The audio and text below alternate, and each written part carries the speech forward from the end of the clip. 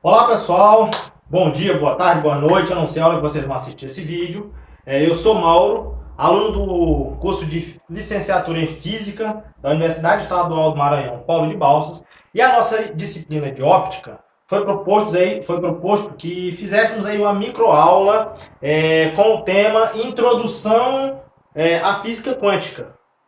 E foi proposto que a gente elaborasse um plano de aula, né, que basicamente está rabiscado aqui nesse quadro. E aí eu vou começar com os temas. O tema que foi proposto foi Introdução à Física Quântica. O nosso objetivo nessa microaula será identificar as principais ferramentas utilizadas na física quântica e o nosso objetivo específico é aplicar os conceitos da física quântica em diferentes situações do cotidiano, tá? Os conteúdos a ser trabalhado vai ser os limites da física clássica, tá? Porque para entender física quântica precisa entender que a física clássica ela foi entendida até um certo momento que teria chegado a um limite, né? E o conceito do surgimento da física quântica, né, em si, como o ambiente que se deu aí para surgir a física quântica e o surgimento ou identificação do éter, tá? Que é o éter minimisférico, que não é o éter, essa substância química em si, não, tá? E a nossa teoria dos corpos negros. Sem falar também um pouquinho, que a gente não vai conseguir entender física quântica se não entrar um pouquinho no detalhe aí da constante de Planck, tá? E aí, vamos lá, vamos desenvolver o tema. Bom, a princípio, para poder entender como foi que surgiu aí a física quântica, precisamos voltar lá no finalzinho do século XIX, quando todo um conceito da física clássica já estavam se consolidando. Que nem, por exemplo, aí, as leis de Newton, né, que já tinha, digamos assim, unificado os movimentos dos corpos celestes, tá? Aí a questão também da teoria da gravitação universal, tudo isso já estava bem consolidado, ou seja, existia todo aí digamos assim, uma certa empolgação dentro da física. Que inclusive muitos físicos até diziam que a física já tinha chegado a seu ápice, já tinha explicado tudo. Ou seja, daquele dia em diante não existia mais espaço para surgimento de novas de novidades na física. Então o trabalho dos físicos seria simplesmente aprimorar o que já tinha e fazer medições. E aí, lá no ano de 1901, né, numa palestra bem empolgada e talvez pela situação e pelo ápice da física, o famoso Lord Kelvin, que é justamente aquele mesmo Kelvin da escala Kelvin, ele, na sua palestra, ele citou o seguinte, que a física já tinha explicado tudo. No entanto, existia duas nuvens no céu azul da física que precisavam ser explicadas. E que logo, logo, com a explicação desses dois problemas, digamos assim, a física já teria acabado.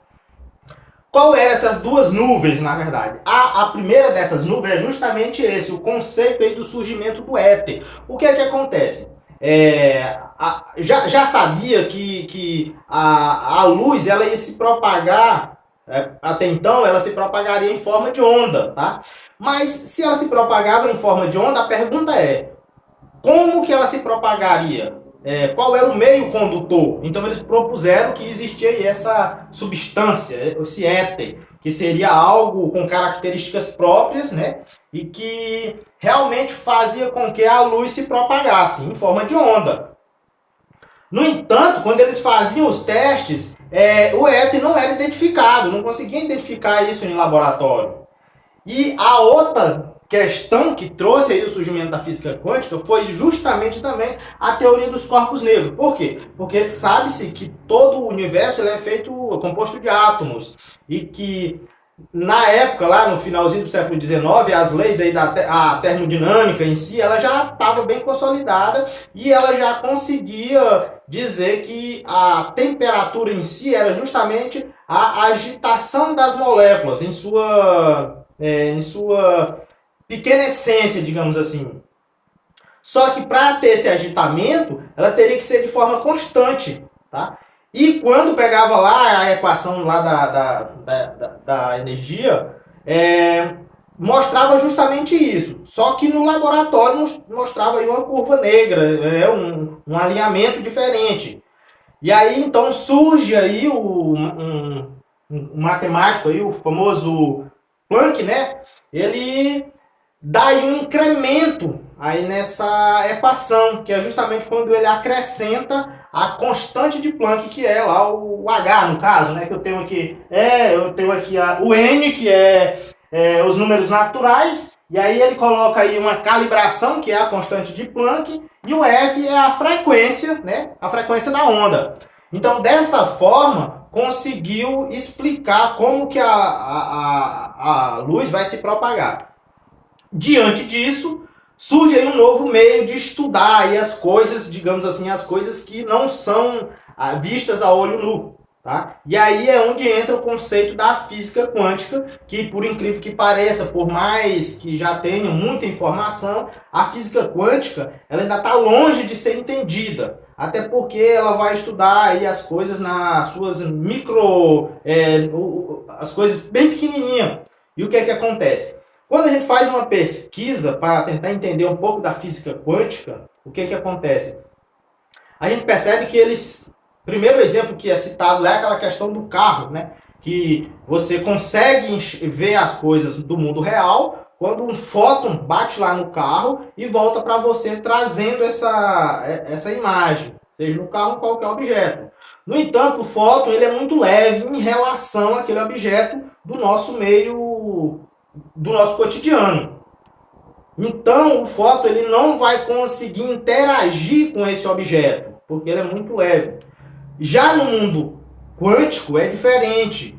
O mundo quântico, particularmente em sua essência, quer dizer que ele ainda não está, digamos assim, determinado. Então, cada vez que um fóton, digamos assim, ele vai interagir com uma partícula no mundo quântico, ele vai mudar ela de trajetória. Como se um carro batesse aí num ciclista, por exemplo. O ciclista está aí e o carro chega, bate nele e tira ele totalmente de trajetória. A ideia da física quântica é justamente essa. Então, a física quântica em si, na sua essência, hoje, particularmente, quer dizer que o universo, o mundo em si, ele ainda não está completo. Então, por isso, vem aí a ideia dos teletransporte, vem aí a ideia de que podemos mudar a nossa realidade. Lógico, a gente não tem ferramentas ainda para isso, mas se eu conseguir, digamos assim, fazer com que o fóton no mundo quântico, eu conseguir lançar as probabilidades para ele do que vai acontecer, de acordo com a interação dele com uma partícula, eu posso prever alguns cenários que poderá acontecer no futuro. Então, basicamente, essa é a ideia. Até então, o que a gente tem hoje da introdução da física quântica, básica, uma aulazinha de no máximo 10 minutos, o que a gente pode falar é justamente isso, tá? Então, os recursos que eu utilizei foi celular, no caso, que é o que eu estou gravando, né? Quadro negro, pincel, e alguns materiais online que eu tive aí que fazer a pesquisa. O nosso método de avaliação dentro dessa microaula para um aluno dentro de sala de aula seria, na minha opinião, um questionamento do que ele aprendeu, né? Se ele conseguiu pelo menos entender a ideia do que é a física quântica e a física clássica, e diferenciar a física quântica e a física clássica. Uma espécie de oficina prática, não sei, talvez trazer aí um exemplo, tentar fazer eles identificar um movimento do spin quântico, né? Porque o spin quer dizer giro. Então, tentar identificar lá num gráfico quais são as possibilidades x e y que aquele spin vai trazer o giro para que a gente possa tentar também entender, lógico, um conceito mais fino, mais aprimorado, tá? E a outra ideia é justamente de um questionário a respeito do que é a física quântica, onde se usa a física quântica, qual é onde se usa a física quântica hoje, atualmente, no nosso dia a dia, como por exemplo, nós temos nos aparelhos celulares, aparelho de raio-x e por aí vai. E a biografia que eu utilizei foi o artigo, tá? O artigo da Unicamp, que é do Silvio Celeno, que é o surgimento da física quântica. De já, muito obrigado e até a próxima.